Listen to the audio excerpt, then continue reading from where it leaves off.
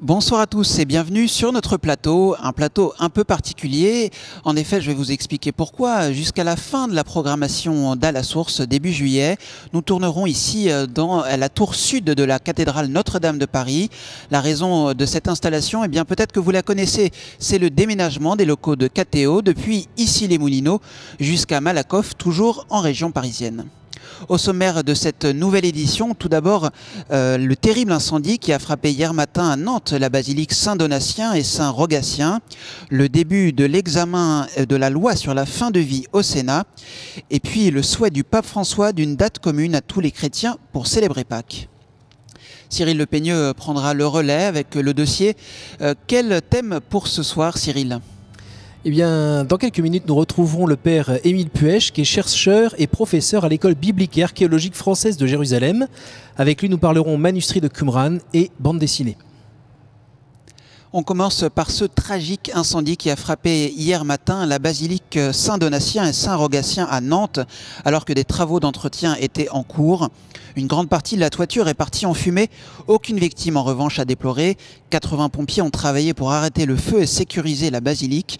L'émotion est très grande à Nantes face à ce désastre. François-Xavier Mathieu était sur place. Une charpente calcinée, des poutres encastrées dans la voûte après une chute de 15 mètres. Comme l'odeur de brûlé qui imprègne les murs, ces dégâts témoignent de la violence de l'incendie qui s'est déclaré hier dans la basilique Saint-Donatien et Saint-Rogatien. Tout le monde est un petit peu choqué.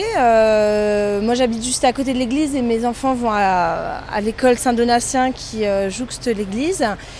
Donc tout le monde est assez choqué parce que c'est un édifice sacré, on est en Terre Sainte, c'est très lourd et très chargé d'histoire. Aucune victime n'a été déplorée et les principales œuvres d'art ainsi que les hosties consacrées ont pu être mises à l'abri. Mais la restauration de l'édifice nécessitera des mois de travaux. C'est des incertitudes sur la stabilité de la voûte, puisque hormis la charpente qui est tombée dessus et qui repose dessus en partie, on a également la couverture en ardoise et les quantités d'eau qui ont été déversées. Donc là on est plutôt inquiet sur la stabilité de la voûte. L'édifice sera donc fermé au public pour une période pas encore déterminée. Lorsqu'on a perdu l'habitude de venir dans un lieu, on y revient difficilement ensuite. Et ça veut dire que la communauté risque de s'y trouver éclatée en diverses églises où elle va aller. Et je préférerais qu'elle se retrouve une certaine unité paroissiale qu'elle avait déjà et dont je voudrais qu'elle continue. Un groupe de soutien destiné à collecter des fonds pour restaurer la basilique s'est créé sur Facebook. Il s'agirait d'une escroquerie, selon le curé de la paroisse, puisque les travaux sont à la charge de la mairie de Nantes et des assurances. L'évêque de Nantes, Monseigneur Jahm, était à Paris pour le conseil permanent de la conférence des évêques de France. Il nous parle de l'attachement des habitants de Nantes à cette basilique et détaille la future organisation de la communauté catholique. J'ai eu le maire de Nantes au téléphone. D'ailleurs, la plupart des personnalités qui sont là à Nantes se sont manifestées, ont manifesté leur sympathie. De fait, c'est un bâtiment qui était très utilisé, parce que la paroisse est une paroisse vivante là, dans Nantes. Les paroissiens sont attachés à leur église. Plusieurs d'entre eux vivent dans le quartier depuis longtemps. Le curé que j'ai eu au téléphone me disait que dans la paroisse, il y a 2 autres lieux de culte, donc il va proposer que les paroissiens se rendent sur les 2 autres lieux de culte. Il va réorganiser, bien entendu, et je compte me rendre le dimanche prochain pour prier avec eux, pour leur dire ma communion, parce que je sais qu'ils sont dans un vrai désarroi. Bioéthique maintenant. Après les députés, c'est au tour des sénateurs de s'emparer du texte sur la fin de vie. L'examen de la proposition de loi Claes-Leonetti a débuté aujourd'hui, réformant la loi de 2005 sur la fin de vie. Nous avons rencontré les sénateurs peu avant le début des travaux. Ils nous confient comment ils appréhendent l'examen de ce texte. Avec beaucoup de réserves, parce que nous avons déjà dans notre loi le droit aux soins palliatifs, Nous avons déjà l'interdiction de tout traitement déraisonnable, c'est-à-dire au fond l'interdiction de ce qu'on a appelé le harcèlement médical.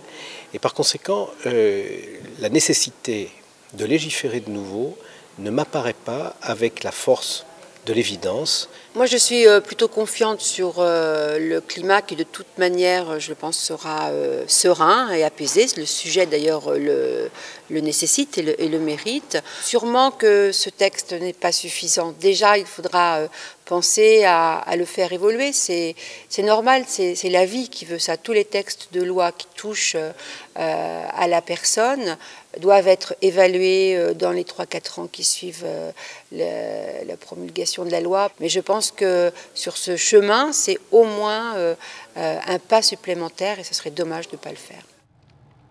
Et peu avant le débat, le mouvement Soulagé n'est pas tué a déclaré qu'il restait totalement vigilant et mobilisé à chaque étape parlementaire. Actu en France toujours, une déclaration qui a fait beaucoup de bruit hier. Son auteur est Dalil Boubaker, président sortant du Conseil français pour le culte musulman. Il a proposé de transformer les églises vides en mosquées, un thème dont s'est emparée la classe politique. Côté église, Monseigneur Lalanne, évêque de Pontoise, s'est dit opposé à cette proposition qu'il jugeait être une mauvaise réponse. International, une belle nouvelle qui nous vient des Émirats Arabes Unis. La deuxième église dans le pays a été inaugurée jeudi dernier par Monseigneur Paul Hinder, vicaire apostolique d'Arabie du Sud. Le cardinal Pietro Parolin, secrétaire d'État du Vatican, et d'autres responsables de l'église dans la péninsule arabique étaient aussi présents. L'église Saint-Paul a été édifiée sur un terrain offert par les Nations Unies, par les Émirats Arabes Unis. Nous avons contacté Monseigneur Hinder.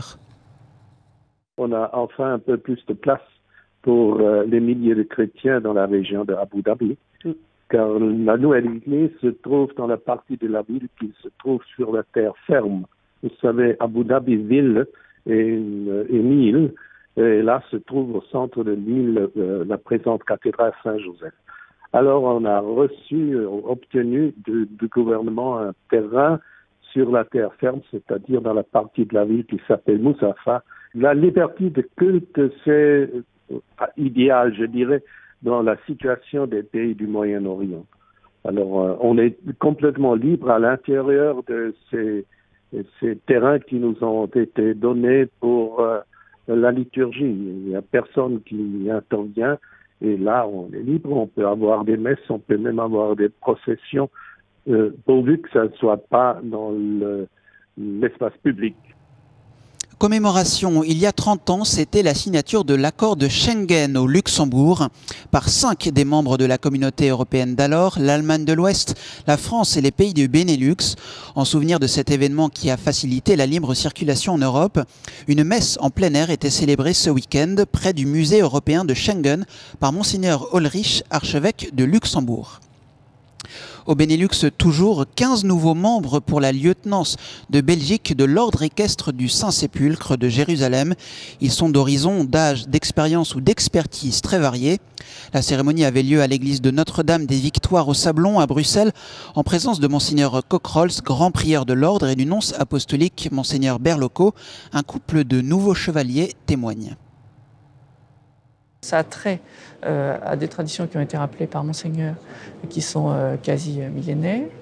Donc effectivement, tout ce côté-là, ça peut donner un air un peu suranné. En même temps, comme rappelait Monseigneur, la notion d'idéal, idéal concrétisé, d'engagement, les vertus, quelle que ce soit celle de pureté comme la couleur blanche ou d'humilité comme celle noire, c'est atemporel. Ce sont des choses que vous avez à cœur. Et dès l'instant que vous faites la démarche, ou vous voulez faire une démarche et donner dans votre vie un sens, ici en couple, et puis qu'on inculquera, comme on a déjà essayé d'inculquer à nos enfants, c'est pas poussiéreux pour un sou.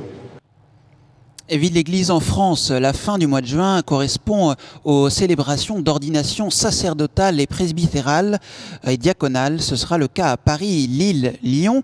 Déjà 5 nouveaux diacres permanents pour le diocèse de Bordeaux.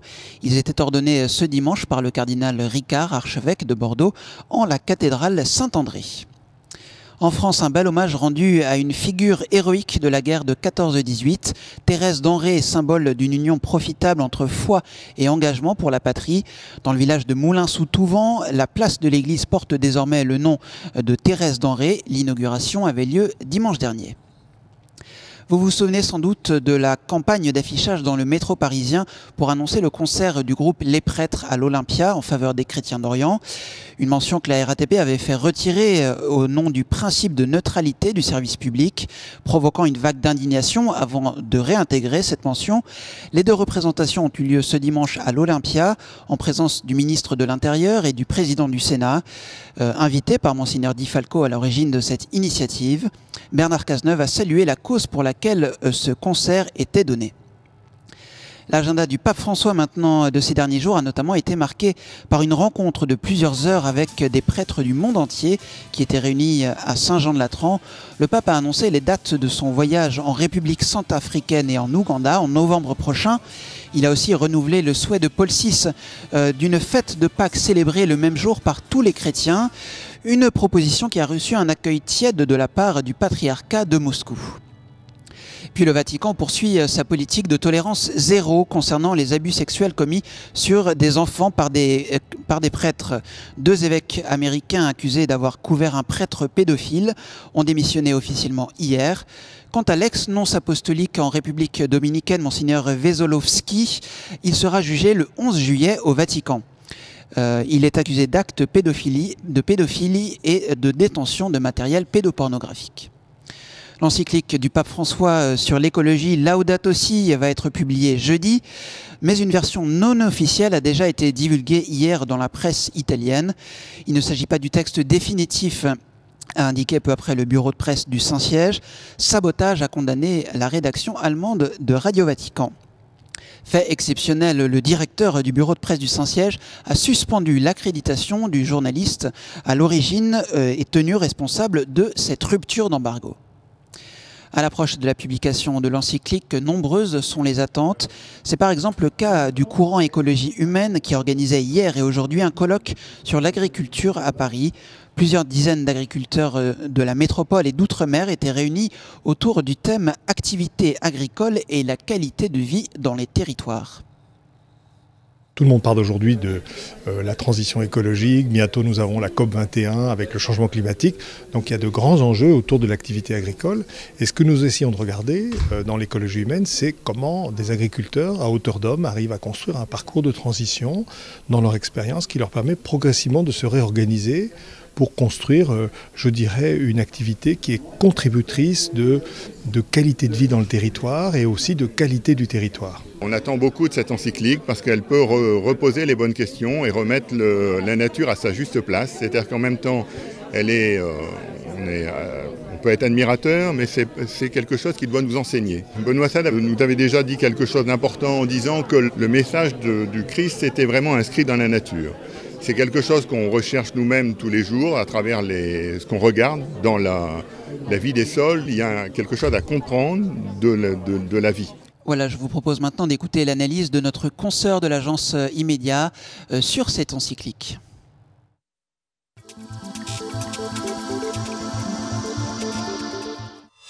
Bonjour, c'est ce jeudi que l'encyclique du pape François sur l'écologie humaine sera publiée.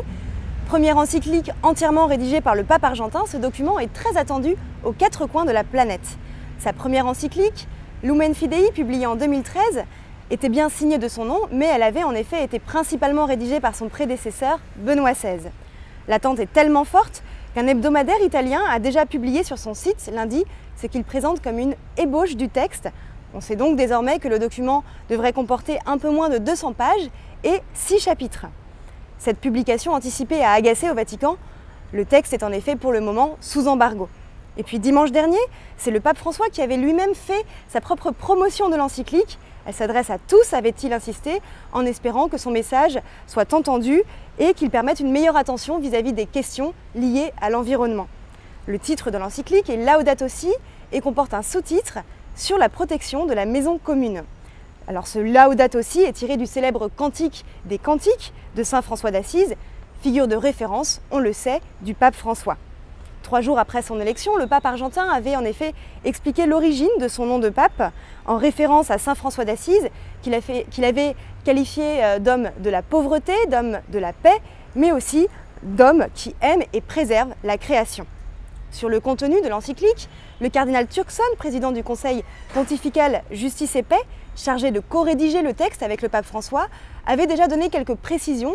On sait par exemple que le pape doit aborder des sujets comme celui de la désertification du sol, de l'extinction des espèces ou encore des effets de la pollution et du gaspillage.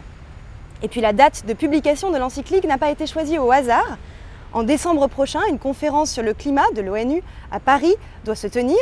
Des personnalités comme Nicolas Hulot, envoyé spécial du président français pour la protection de la planète, ou encore Ban Ki-moon, secrétaire général de l'ONU, ont déjà fait part de leur impatience. Reste à savoir quelle sera leur réaction face à certains sujets que le pape devrait aussi aborder dans son encyclique. Il doit en effet réfléchir sur une écologie intégrale, prenant en compte le développement de la personne humaine et donc des questions liées à la vie. Je vous dis à la semaine prochaine. À noter une programmation spéciale sur KTO pour cette encyclique. La présentation par le Vatican du document à 11 h jeudi sera retransmise en direct par KTO. Et puis une édition spéciale est prévue le même soir à 21 h 40. C'est l'heure de la chronique du mardi. Régis Anouilh de l'agence d'information Église d'Asie nous parle des martyrs du Laos dont le pape François a autorisé la béatification.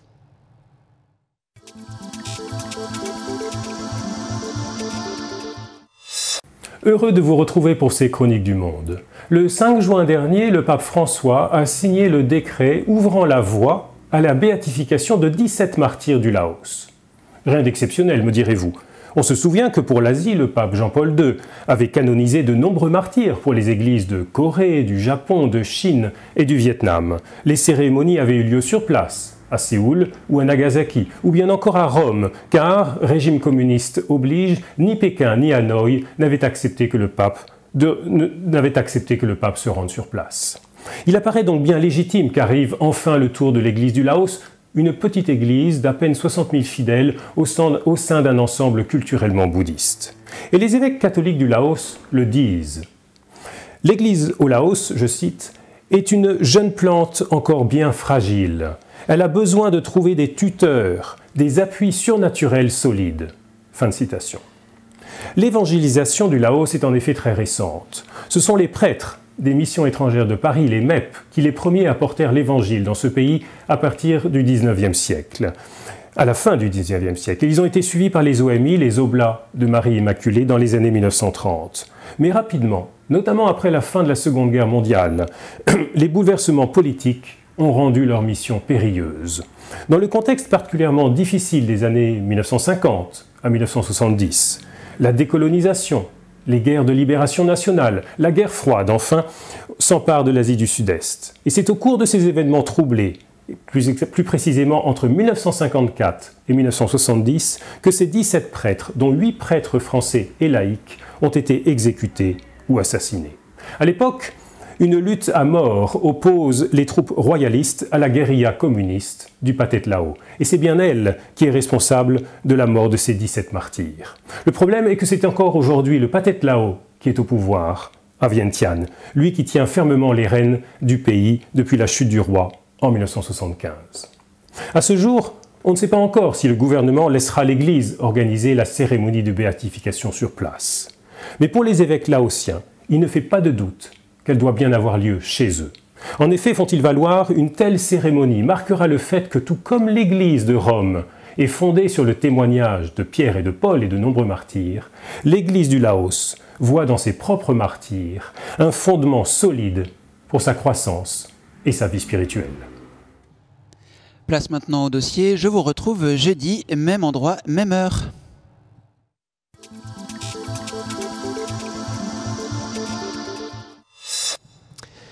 Alors père, j'ai dans les mains une bande dessinée qui s'appelle Les Explorateurs de la Bible, le manuscrit de Sokoka là, qui va sortir ces prochains jours. Alors première question, c'est une BD à laquelle vous avez donc participé. Alors on vous connaît comme un des grands spécialistes des manuscrits de Qumran. Je voudrais juste savoir, c'est votre côté Indiana Jones qui fait que vous êtes là-dedans, parce qu'on vous voit même en couverture dessinée là. Il faut demander ça au rédacteur du texte de la bande dessinée et peut-être aussi au dessinateur. Ce qu'on m'a demandé de faire, c'était de présenter l'historique ou l'intérêt des manuscrits de Qumran pour le chercheur, pour l'étude de la Bible et puis pour le grand public. Et c'est pour ça que j'ai été très honoré de participer à ce genre d'entreprise, de façon à faire connaître au plus grand public et la Bible, le monde de la Bible et la parole de Dieu. Alors cette bande dessinée, elle sort aussi pour les 125 ans de l'école biblique et archéologique française de Jérusalem. C'est un projet original? Oui, tout à fait, parce que le Père Lagrange, quand il a fondé l'école biblique, c'était uniquement ou d'abord pour comprendre la parole de Dieu, le texte de la Bible, dans le pays de la Bible. Et les successeurs du Père Lagrange ont continué sa mission, et maintenant on est à la 4e ou la 5e génération. Il est normal qu'avec les manuscrits de Qumran, on parle un peu de ce sujet qui a renouvelé pas mal de choses pour l'étude de la Bible. Alors, et en même justement, temps, on fête le 8e centenaire de l'ordre dominicain. Alors justement, ces manuscrits de Qumran, en gros, c'est à la fin des années 40 où un bédouin est tombé dessus, et puis on en a sorti. Vous travaillez dessus vous-même depuis les années 70, à peu près. Quel est le fruit de ce travail aujourd'hui ? C'est difficile à dire, le fruit. Il y a plusieurs directions de recherche.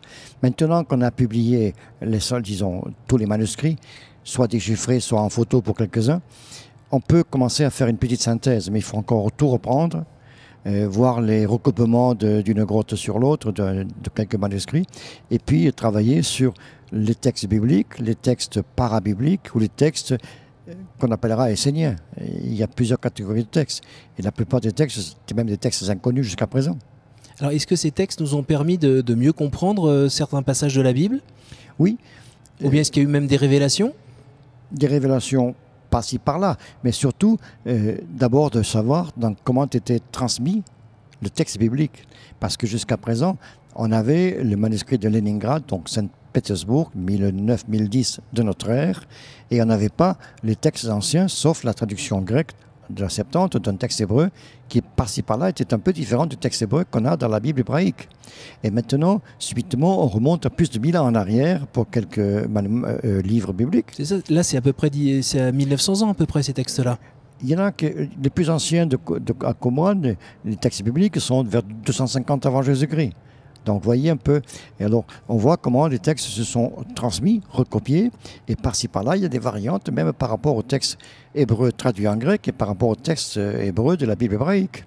Donc, on peut faire un peu l'histoire de la rédaction et trouver des choses vraiment intéressantes pour l'étude un peu critique, textuelle des livres bibliques. Et vous avez par exemple un exemple des fruits de ces recherches qu'on retrouve dans la Bible aujourd'hui ?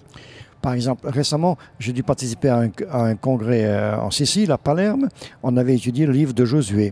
Et je me suis aperçu, étudiant le livre de Josué, il y a 3 manuscrits de Josué retrouvés dans les grottes de Qumran. Et j'ai, à la fin du chapitre 4, quelques versets remodelés, je ne peux pas savoir, qui sont dans le texte hébraïque à la fin du chapitre 8 et dans le texte grec dans le chapitre 9. En fait, ces versets-là sont, à mon avis, originels. Dans le texte biblique qu'on a, ils sont certainement transposés plus tard, parce qu'il y avait une petite première partie du livre de Josué qui faisait allusion à une liturgie, traversée de Jourdain, l'installation, la première autel, le premier sacrifice, et puis la prise de Jéricho, qui est une liturgie, avec des prêtres autour. Alors que maintenant, transposé plus tard, on se trouve au Garizim. Mais le Garizim n'était pas encore atteint à ce moment-là. Donc, il y a une partie liturgique et une partie guerrière de prise de position du pays. Et le texte actuel a changé un peu la perspective. Alors aujourd'hui, donc vous êtes enseignant, mais vous êtes surtout chercheur, vous passez plein de temps à je ne vais pas dire jouer au puzzle, mais quand même à essayer de continuer de recoller des bouts, parce qu'il y a plein de bouts, des centaines de bouts. Des milliers. Des milliers. De bouts. Là précisément, vous travaillez sur quoi en ce moment ? Actuellement, j'ai travaillé sur un texte qu'on appelle MMT, donc Mixat Maaseh Torah, autrement dit de quelques extraits de la loi, donc la loi de Moïse évidemment. C'est à mon avis, une composition, une épître, un peu genre de Saint Paul, si vous voulez, une épître du maître de justice, du grand prêtre exilé, qui a quitté le temple de Jérusalem, et qui fait remarquer à celui qui lui a succédé par violence, Jonathan Maccabée, un des fils Maccabée, qu'il doit revenir à la lecture, à l'interprétation logique, authentique, de la parole de Dieu, de la Bible, de la loi de Moïse. Alors qu'eux l'avaient déformé pour jouer un peu plus au monde grec, pour plaire un peu à l'ouverture. On avait déformé pas mal de lois. Et là, ils disent non, reviens. Si tu reviens, tu seras béni comme David et Salomon. Ils ont péché, mais Dieu leur a pardonné. Si tu ne reviens pas, tu seras maudit comme Jéroboam. Mais si tu reviens, ce sera bon pour toi et pour le peuple d'Israël. Donc, vous voyez, ce manuscrit, cette composition a été recopiée par 9 copies, et toutes sont en lambeaux. Alors, avec des recoupements, en refaisant un peu ce genre de texte, on a un texte un peu plus complet, et donc on le comprend un peu mieux, et du coup, je peux l'attribuer au maître de justice, au fondateur de la communauté. Alors, votre travail a l'air un petit peu sans fin, et depuis la fin des années 40, on travaille. Qu'est-ce qu'on attend encore de l'étude de ces manuscrits?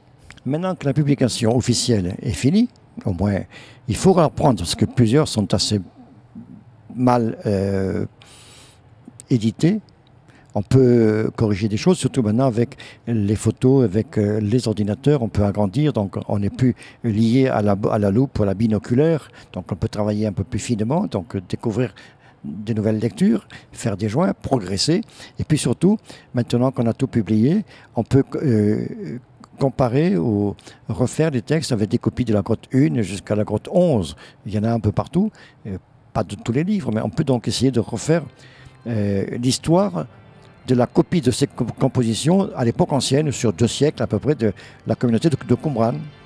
Alors, en un mot, ce travail, tout le temps, toute l'énergie que vous avez et que vous consacrez encore à ces recherches, est-ce que ça aide à faire grandir sa foi? Oui. Plus je fais de ma recherche sur les manuscrits, plus je trouve que l'évangile, le message de Jésus est arrivé au bon moment, au bon endroit. Plus on connaît la culture latente messianique dans ce groupe essénien, et la langue utilisée, la manière de relire les textes anciens, de la loi, des prophètes ou des écrits de sagesse, plus on comprend ce milieu-là, mieux on comprend comment Jésus est arrivé au bon moment pour annoncer le royaume. Et ce n'est pas pour rien que dans un manuscrit, il y a par exemple toute une série de faits que Dieu devra réaliser quand le Messie viendra. Et Jésus, dans sa réponse à Jean-Baptiste en prison, il dit, allez dire à Jean, les aveugles boivent, les bottes marchent, les malades sont guéris, les morts ressuscitent, la bonne nouvelle est apportée aux pauvres. Je l'ai déjà à Qumran. Vous voyez, et puis par exemple, une chose qui m'a émerveillé, c'est que dans un manuscrit de la grotte 11, j'ai pu trouver la formule de l'exorcisme employée par les Juifs, à l'époque, les Juifs, par l'Israël ancien. On n'avait pas de formule avant. Et c'est toujours au nom de Yahvé, esprit mauvais, je te l'ordonne, sors, comme ça, je t'en conjure. Et Jésus n'a jamais dit au nom de Yahvé, il a dit je te l'ordonne, sors. Et le je de Jésus remplace au nom de Yahvé. Et à cause de ça, on a pu accuser Jésus de blasphème. Et puis Jésus, on lui dit, mais il est possédé de Béelzéboul. Alors si je suis possédé par Béelzéboul, vos disciples, par qui expulsent-ils les démons? Autrement dit, au nom de Yahvé. Et Jésus a dit à ses apôtres, allez en mission, guérissez les malades, chassez les esprits mauvais en mon nom. Dans le nom de Jésus remplace le nom de Yahvé. Vous comprenez? Oui. La révélation dont Jésus savait qui il était en faisant ça. Des choses comme ça. Père, c'est passionnant. C'est passionnant. C'est passionnant. Alors, on en aura un tout petit bout dans la lecture de cette BD, évidemment, mais ça ne suffira pas. Non. Je pense qu'il faudra se replonger dans les livres que vous avez écrits, sur notamment les manuscrits de Qumran. Je vous remercie pour votre présence. On sait que vous habitez à l'année à Jérusalem. Oui. Merci pour votre présence à Paris. Merci à vous tous pour votre fidélité. Vous pourrez retrouver ce programme sur ktotv.com et on vous donne rendez-vous avec toute l'équipe. On vous donne rendez-vous jeudi prochain. Bonne soirée à tous. Merci.